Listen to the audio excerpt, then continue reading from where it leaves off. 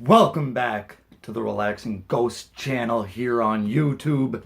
As always, your host with the most, Ghost.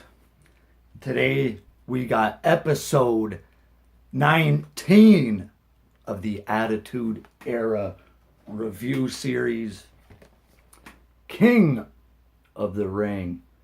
1997. This was the long-awaited return of Shawn Michaels as he battled Stone Cold Steve Austin.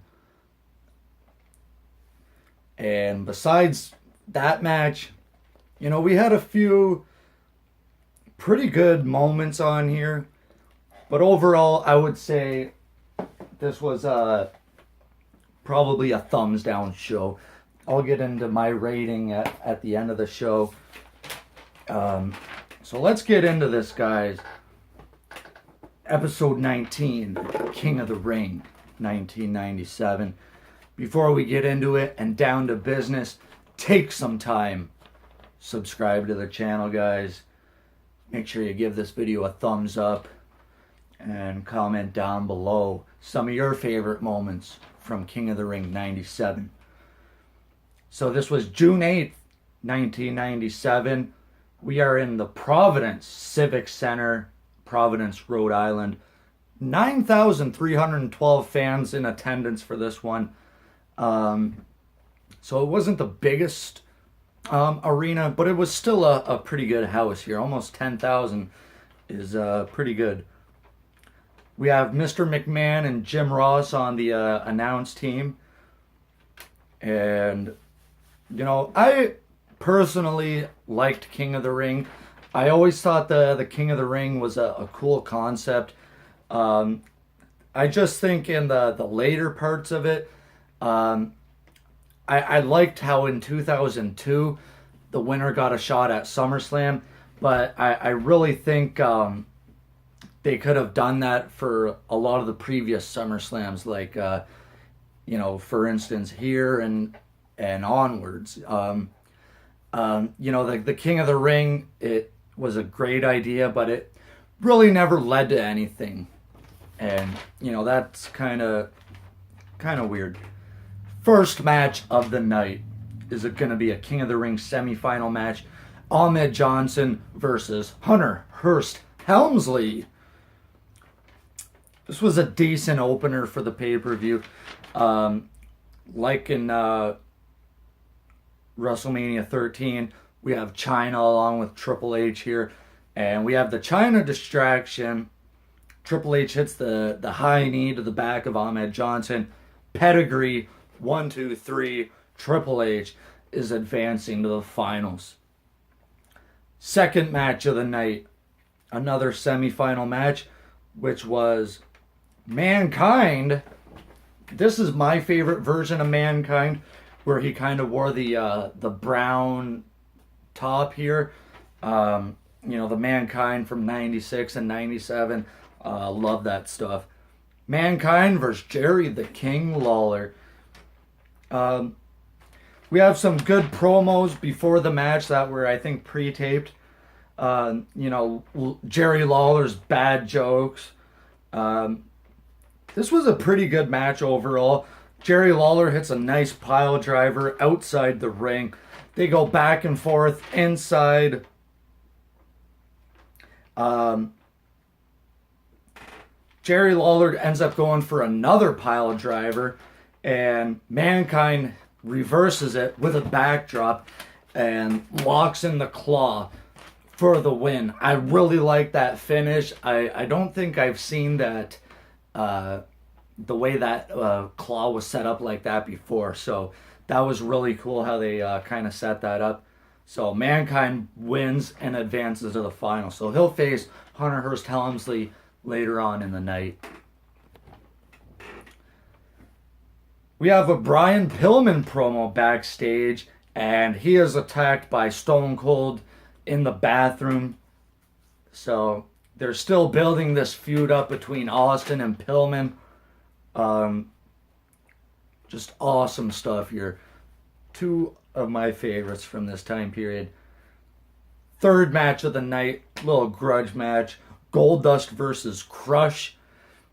Goldust surprisingly got a huge reaction here. Crush is dominant for most of the match here. Goldust hits a headlock bulldog, and this is still with the huge, the overpopulated nation here. The nation is approaching Marlena at ringside. Goldust goes outside and is jumped by Crush. Is tossed back in the ring. Reverses the web. Goldust hits a DDT for the 3 count, winning the match. So kind of weird. The finish kind of came out of nowhere, but a decent enough match. I'm a big fan of Crush as well. Backstage, once again, we got a LOD promo along with Sid. And they are with Doc Hendricks, Michael P.S. Hayes. And then we have a Owen Hart, British Bulldog, and Jim the Anvil Neidhart promo. Rest in peace to all 3 men. Crazy how, looking back, these men were, at the peak of their careers here. And they are with Todd Pettingills. Again, we got the Slammies, so that's always fun to see. I always like it to see the Slammies. So if I didn't show you the back already, there's a shot of the back.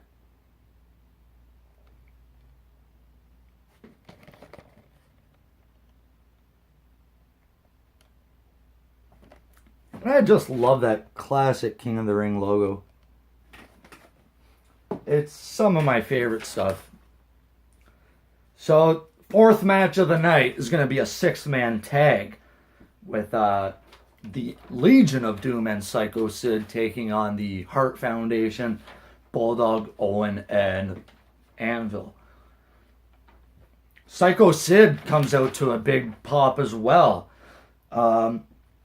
These guys are making several tags in and out. They're really isolating, I think, Owen Hart here or Bulldog. Sid goes for a powerbomb on the British Bulldog, and it's like chaos in the ring.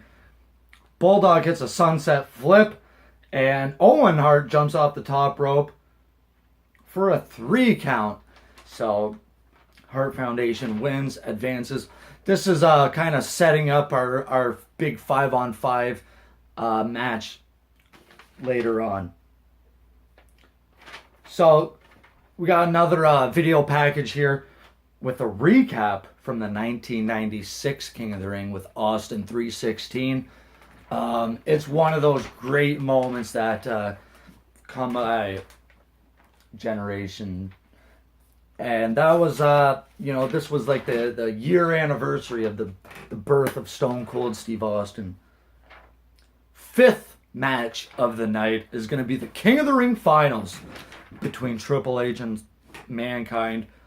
Mankind comes in selling the neck off of those pile drivers he took earlier on.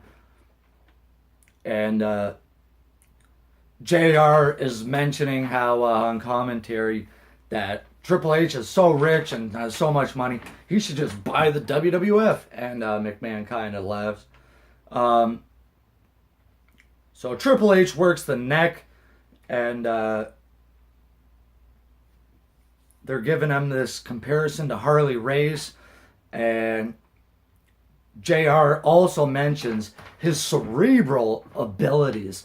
So later on, a few years later, I think in '99, JR would coin the phrase or the nickname, the Cerebral Assassin. So Triple H hits a fantastic knee drop. Mankind hits a DDT and hits the claw, but Chyna pulls Mankind out of the ring. We see a pedigree through the announce table, and these are still the days where they don't have the, announce tables we see today. They're just regular tables. They got the monitors on top and all that. So Chyna grabs the scepter, whacks Mankind over the head, breaking the scepter. Triple H hits the high knee off the apron, or knocks Mankind off the apron and into a cameraman or technician. Back in the ring, another pedigree for the 3 count. So Triple H is the 1997 King of the Ring. Really cool stuff here. It's one of my favorite Triple H moments. And Triple H, after the match, destroying the crown on Mankind. 6th match of the night, and this is probably the match of the night. Stone Cold Steve Austin versus Shawn Michaels. So Shawn Michaels had been out after he lost his smile and missed WrestleMania. He was out for, quite a while. So this was a really good match. And it's a really odd time in the WWF because we're just 2 months away from Austin getting dropped on his head. And we're about 6 months away from the casket match where Shawn Michaels breaks his back. So it's a really odd time period in the WWF. And, this is just one of those fantastic matches that, a couple of years later, you would never expect this out of Stone Cold Steve Austin.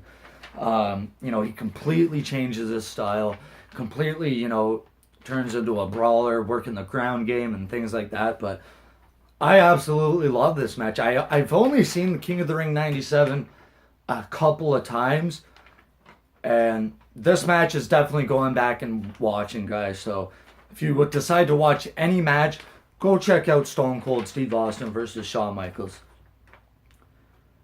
So before the match starts, it was supposed to be Bret Hart going on to commentary, and the whole Hart Foundation is out here. We got Owen, Bulldog, Neidhart, Pillman, and Bret Hart.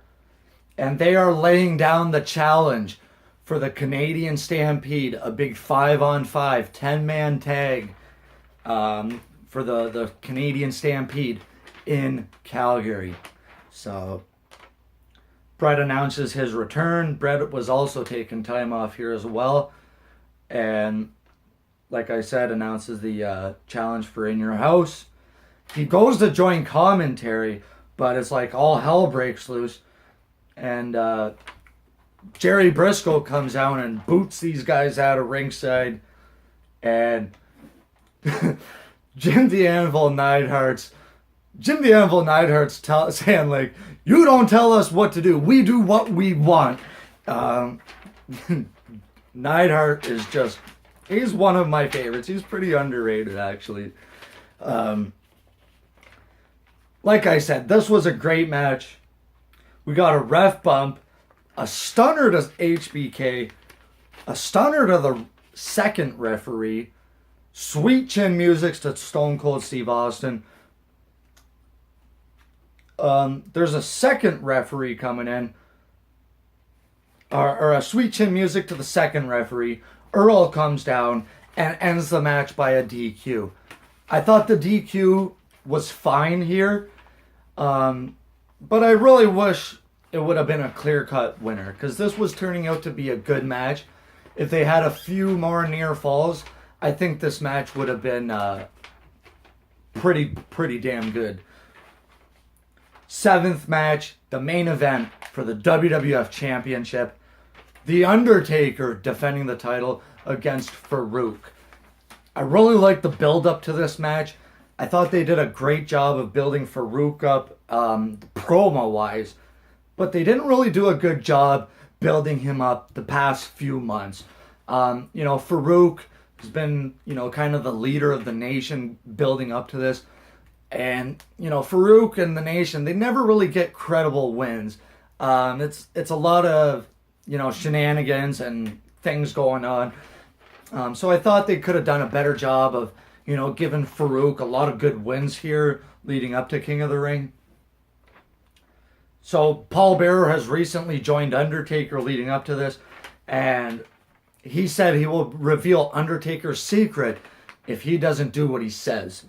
And we would later find out this is Kane and things like that. It was an okay match.